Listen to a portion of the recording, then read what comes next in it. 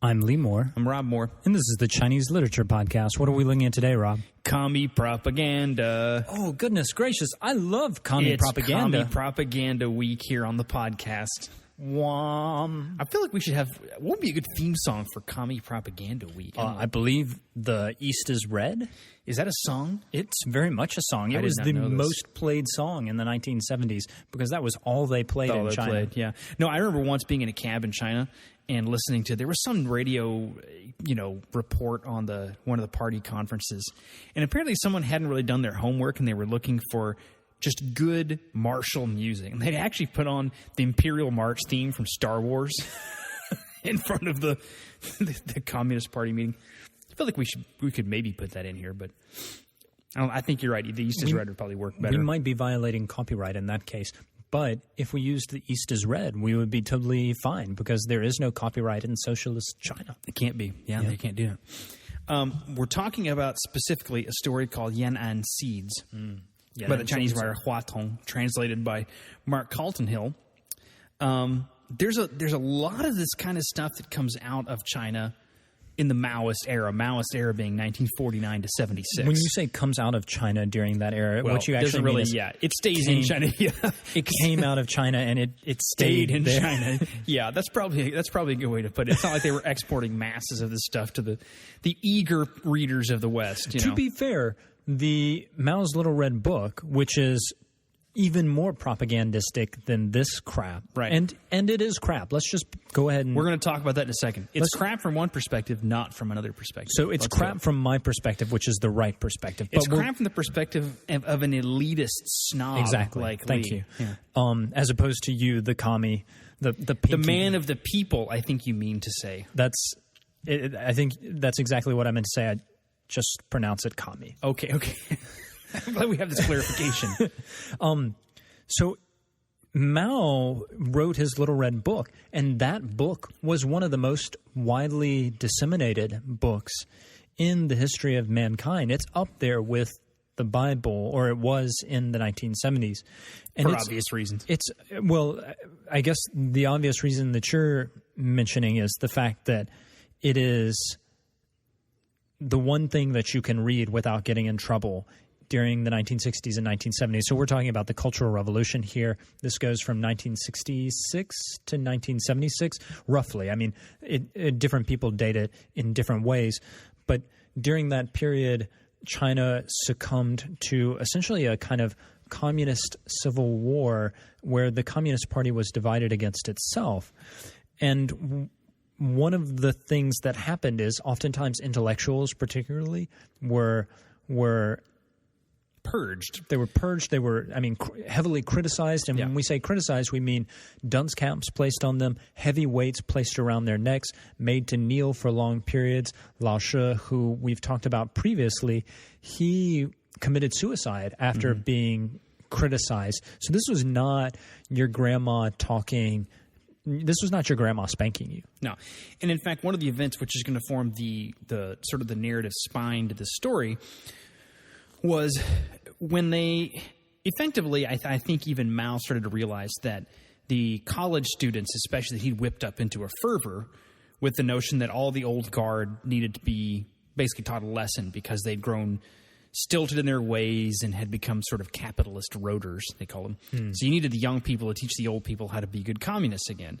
But if you whip a whole bunch of college students up into that kind of frenzy, it's a little hard to get them back in the bottle, you know? It's interesting how many parallels there are to, if you think about France or the United States in this period, the kind of youthful rebellion that comes up with the baby boomers. These kids that are being whipped into a frenzy are essentially baby boomers. They're the kids who were born immediately after the Chinese Civil War ended in 1949, and they are doing similar things. But the thing is, unlike in the U.S., where they were kind of anti-establishment, here Mao is supporting them, and he gives them the support of the state, and they destroy China. Of course, it should be borne in mind here that by the Cultural Revolution, Mao was in a bit of disrepute with the party because of the disaster of the Great Leap Forward in the 50s. And so a lot of this was Mao seeking to reestablish his claim on a party that was starting to go, the revolution thing was great, thank you for that. but our economy sucks, and it would be great if maybe we had, like, I don't know, some money or something. That'd be nice. To which Mao, of course, says, yeah, I don't think so. All we need is more revolutionary spirit. No, but I was going to mention a second ago, though, that the movement that forms the spine of this story is where all of these whipped up to our fervor college students get sent out to the countryside and to distant places in the country. The nominal idea being these are going to be the people that learn from the peasants and the miners and the ordinary folk, and they're going to bring that back with them, you know.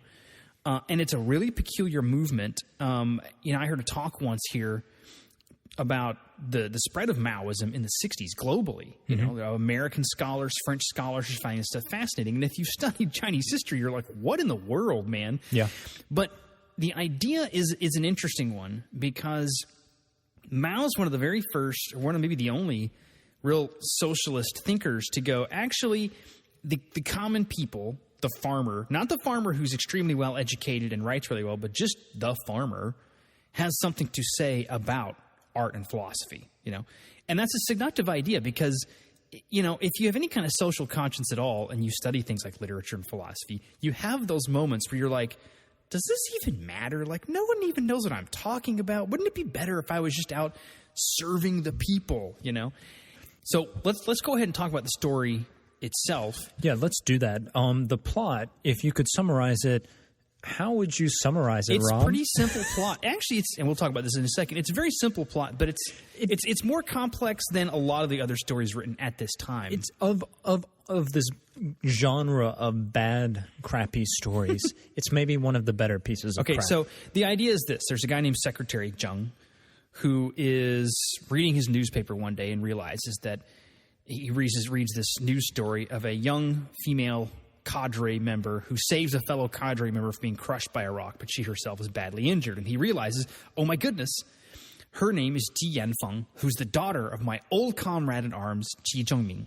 So I have to go see her. And he goes to see her and, you know, reminisces as he's on his way to see her about all the heroic things that he has done with his comrade in the past. And the story is mostly backstory. And mostly backstory. And the seeds thing comes in as a metaphor. We'll talk about that in a second. But he goes to see Ji Yanfeng in the hospital, and she's all better. And there's a guy there who's been an old farmer who's sort of been a part of taking care of her while she's one of the youth that's been sent out to the countryside, bolstering her spirit, bringing her into the revolutionary, you know, fold.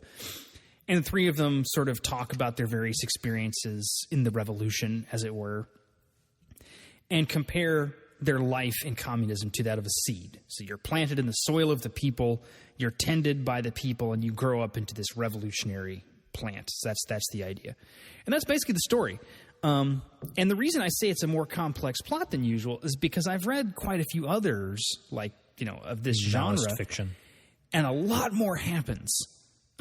It's very event-based. The characters are fairly bland. They're there to illustrate. It's almost like Commedia dell'arte. They're there to illustrate some aspect of Mao's thought or socialist thought. They don't really have any interiority. This one's entirely first person. There's some reminiscence. It's not all good reminiscence. There's some tough stuff in there. It also has one of the only really accurate complaints about the down to the countryside thing that I've seen, which this girl in the hospital talks about first arriving at this village, and her complaint, when she first got there, she was having trouble fitting in, and her complaint is, look, I have all this great education. Why is it being wasted out here?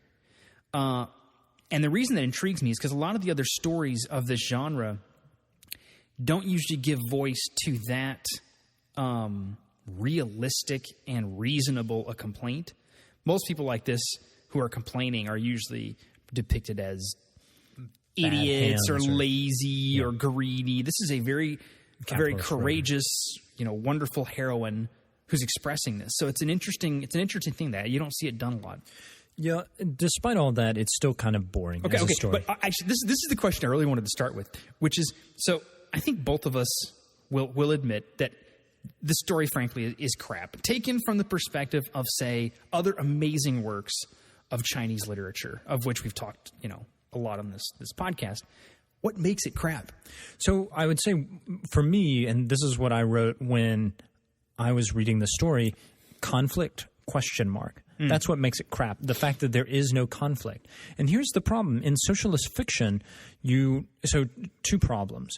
You can't have a conflict because you can. It just has to be against non-socialist elements. No. So in socialist fiction, it's very difficult to have a conflict because the whole point of socialist realism in a country that's already a socialist paradise is, how can you have a conflict in a paradise? You can't.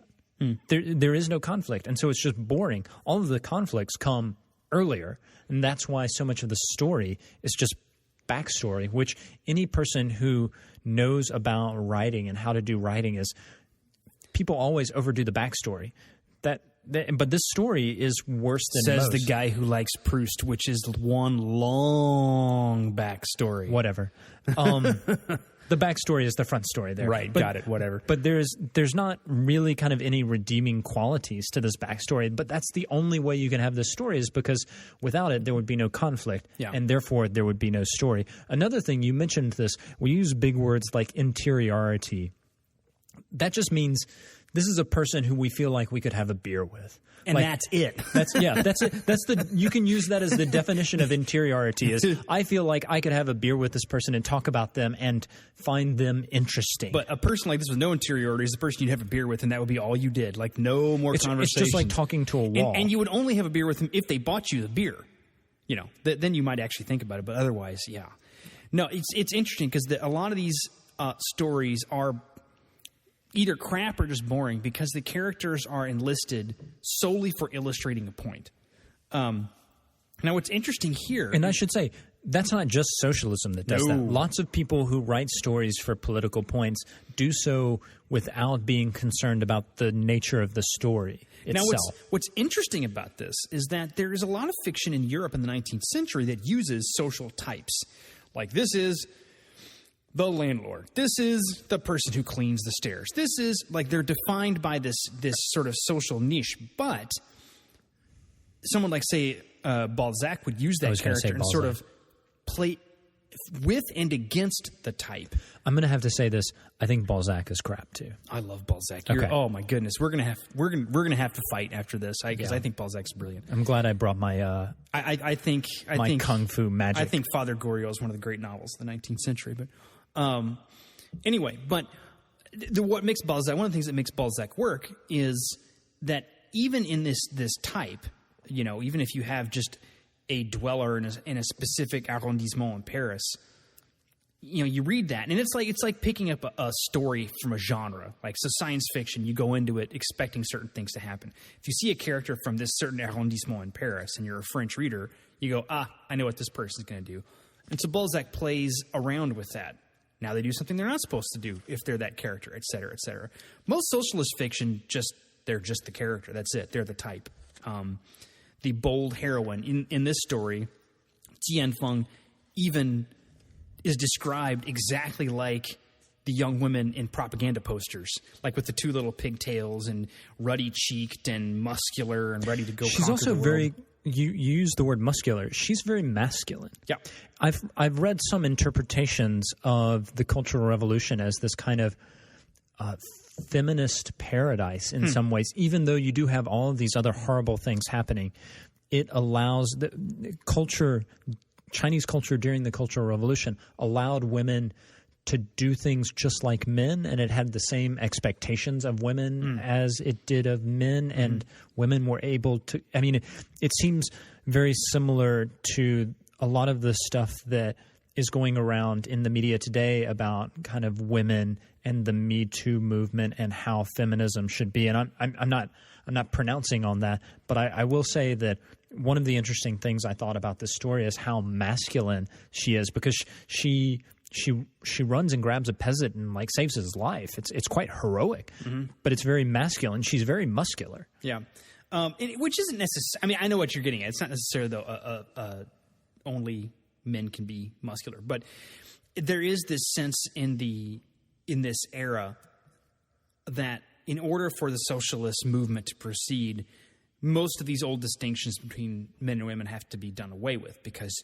you don't have women doing their thing in the socialist movement and men doing their thing. Everybody's participating, right, and they're doing whatever needs to be done. And this is ultimately the old farmer's advice to Jianfeng, who's the heroine of the story, when he tells her, he gives this long illustration of a seed, right?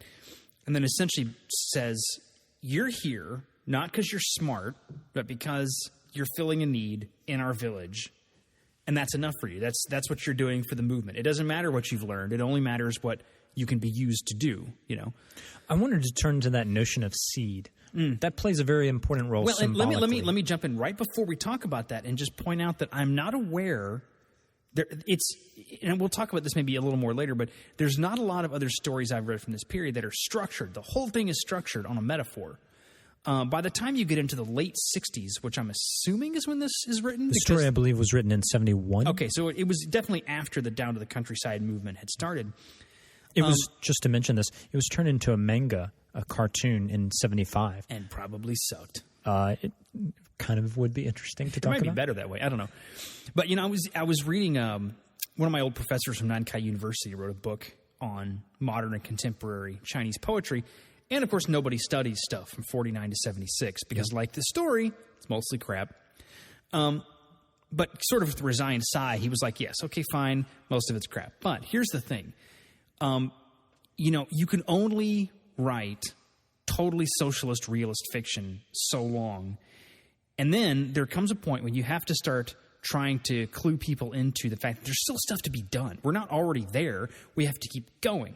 And so you have to start thinking of ways to get people to think beyond what they're just looking at right in front of them. And that means thinking of new, maybe making use of techniques like figuration or symbolism or things like that, which they were not doing before, right? It was very direct. Very direct. This is not direct. I mean, it is direct. For us, it's direct. But if you're reading this in the late 60s or the early 70s, I should say, the whole thing is structured on a metaphor. That's not a common thing. That's done. This is, I don't know what to say, it's brand new. But you're getting people to think beyond just what the words on the page are saying directly to them. And let's talk about that metaphor. So the metaphor is the seed. Yan'an, we haven't mentioned where that is. Can you tell me about Yan'an? So the Yan'an reference is to Mao's Long March, where he and the communists fled west and north from the nationalists in 1934, they were about to be wiped out. And so they marched about 9,000 kilometers from Jiangxi province all the way up to Yan'an in Shanxi, through some of the worst terrain China has. Something like not even 5% made it to the end of the march. It was some crazy figure like that. Like they started off with like 100,000 and ended up with like 1,000 or something. Yeah, but that small percentage who did make it, yes, they became the elite of China's Communist Party for the next 15 years. And let's put then it this way. They became the rulers of the country for the next 30. And after that, it's also what makes Mao's legacy so tricky to parse, because with Mao, there sort of is a part A and a part B. You have the Mao who marches 9,000 kilometers with everybody else on foot all the way up to Shanxi province and sets up collective farms, most of which worked, incidentally. I mean, you're not collectivizing an entire country, so maybe that's why. But they were dealing with very poor peasants and did manage to mobilize them into collective units that worked very well. Everyone got fed. And so if the story had ended there, we would have a very different idea. But the Mao that takes over in 49 is a very different figure. Well, Mao is constantly going back and forth between his like idealistic, actually doing good things form to his I'm a tyrant, I'm a totalitarianist. And one way to look at that, let me see if I can murder more people than anybody in the 20th century. Well, let's put it in a different frame of reference, though, because if your entire early political career is shaped by an event like this, you don't move on from that. Like, this is it. This is what politics is. It's struggle, it's war, it's revolution. And if things are settling down and getting easy, you become suspicious, because that's not politics. Real politics is when you're out getting stuff done. And this is not it. We can't just sit in conferences and talk about numbers. That's not politics, you know. And we can see this kind of stuff coming out in the story. Yes, absolutely. Because there is this need constantly for Mao and for his revolution to have revolution. You can't have things you can't sit around in a room and have a conference, and that's not government for him. No. And that's not government in the story. There always has to be something bad happening, but because of the nature of the socialist paradise, it has to have always been in the past. What's interesting is the kind of symbol of the seed. Yes. So Yan'an is the town where the Long March ended. Yes, thank you. And this girl was born. She comes out of Yan'an. She doesn't come out of the city of Yan'an. Her father fought in the communist, the Civil War, and she was born in the Hua Hai campaign, which was 46 to 48. Right at the tail end of the Civil War. It's one of the greatest victories the communists won against the Kuomintang. And her father went to that campaign. But her mother was stuck behind and was encircled by the nationalists. And her father was given a set of seeds that had personally been cultivated by Mao. Chairman Mao. And so that plays in. She is literally of Mao's seed. And there's one thing that you always see when you look at socialist art that I always find interesting. There's oftentimes you'll have a family who's just hanging out, and there will be a mother and a father and children, but the father is normally like shoved to the background by Mao or by Zhou Enlai. I've seen photos where Hua Guofeng. Do you know who Hua Guofeng is? So Hua Guofeng is actually like pushing. He's visiting this Tibetan family, and he's like blocking the father. So he becomes the father of the nation. But it's also this weird kind of like, hey, what are you doing here? But the real father, is always happy. And so there's this sense that Mao's seed, which you claim I'm a Freudian. You are.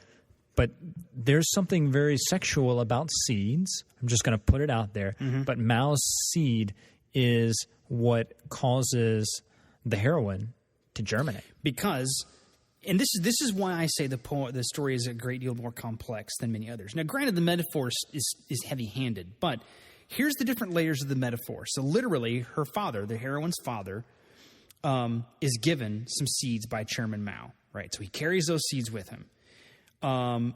They use these seeds in their little work group to grow pumpkins so that they can eat.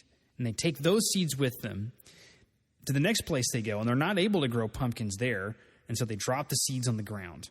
Those seeds germinate into pumpkins, and it's those pumpkins that the heroine's mother eats to stay alive after she has the baby. Okay, so that's the literal seed, and the heroine, Jianfeng, takes her father's seeds that he's given her, keeps them in a book of Chairman Mao's quotations, and carries them with her wherever she goes. So that's a literal seed. But of course, the figurative seed is Mao and the people, especially the people, are the soil.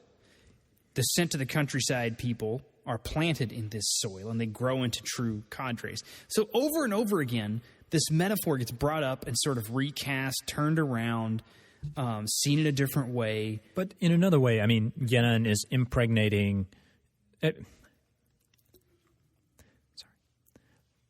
But on another level, there is the hint that Mao is somehow, metaphorically or otherwise, the father of Jianfeng, which Yanfeng's name literally means the wind of Yan'an. Yeah. Yeah. Or the spirit of Yan'an. Yeah, the spirit of Yan'an. And so... there's these many layers of this one image, and I say it's heavy-handed because in the story they explain precisely how to read the image, which is, in good symbolism you don't do that, you just let people sort of think about it. But socialism doesn't allow individuals to just think about it. It's got to be pedagogical. It's got to be direct, and here's what you need to know. But for all of that, if we step back and say, okay, compared to Zhang Ailing or Lu Xun, or I really like Gao Xingjian. A lot of people don't, but I do. The story's awful, but compared to other stories in this genre, it's quite good. In terms of what it's doing with the heavy-handed, melodramatic elements that it has to use. So I think that's a good place to start wrapping it up. Robs rates this as crap, but some of the best crap that was produced. Some of the best crap you're going to read from this period. You said there's no conflict, which is technically true, except that the heroine does go through an internal struggle and starts out by resenting having to go work with the peasants because what a bunch of losers. Again, that's all backstory. I know. But the conflict can't happen in the present. It can't happen in the past. You need conflict in the present to have a story. Okay, fine. But So Lee's right in the sense that the conflict is resolved, but to say that there's just no conflict at all is silly. Fair enough. And so there is a lot of backstory, but again, that is kind of unique. I don't see that a lot. Rob reads a lot of this bad crap. It is interesting. I'd say it's 27 years of literature and art. That's more than a fifth of the entire 20th century in China. To simply leapfrog it is unwise, because a lot of the people that we would interact with in China now, whether because they chose to or had to, read this stuff growing up. Let me ask you, do you think in 100 years this will still be relevant? It depends entirely on what you're studying. If you're looking at the representative great works, aesthetically speaking, of Chinese literature, probably not. Can you point to a something in contemporary Chinese literature where this kind of literature is still having influence? But I think we're going to get off track, though. Well, in terms of people looking back and going, I want to write like Hua Tong. No. But a lot of the people growing up in the 80s or 70s and 80s, the only entertainment they had was this stuff. So we've talked some about the Shingun movement, and they are all responding to this. And we both agree that there is some artistic value in the Shingun movement, even if we disagree about how that really works out. We both agree that the Shingun movement, the root-seeking movement, has artistic value. Yeah, I like the way you say some artistic value, as though like, it's also mostly crap, I think a lot of it's really fast. This has very little artistic value. I think we can both agree on that. I would agree. But even a commie like you. But we do get, this is why I think it's such an interesting story, is because the reason we tend to overlook this stuff, and therefore not frankly understand what a lot of Chinese people in the 70s and 80s were thinking and studying, is that we tend to look at all of the 20th century in China through these sort of great works of literature lens, unless it's scans like Proust in China, it's not really worth thinking about. And that's true. If your goal is simply to understand canonical texts, that is true. If your goal is to have some lens to understand and appreciate how the culture has developed, you have to read stuff like this. Fair enough. Because the vast majority of people in the 20th century in China are not reading avant-garde and experimental Chinese fiction. It's not happening. I think that's a good place to end it. I mean, we can think about this not necessarily as a great work of literature, but as an artifact of a time that was very important for China's development. I would agree, and I think that it's an interesting read to see how China got to where it is. I'm good with that. I'm Lee Moore. I'm Rob Moore. And this is the Chinese Literature Podcast.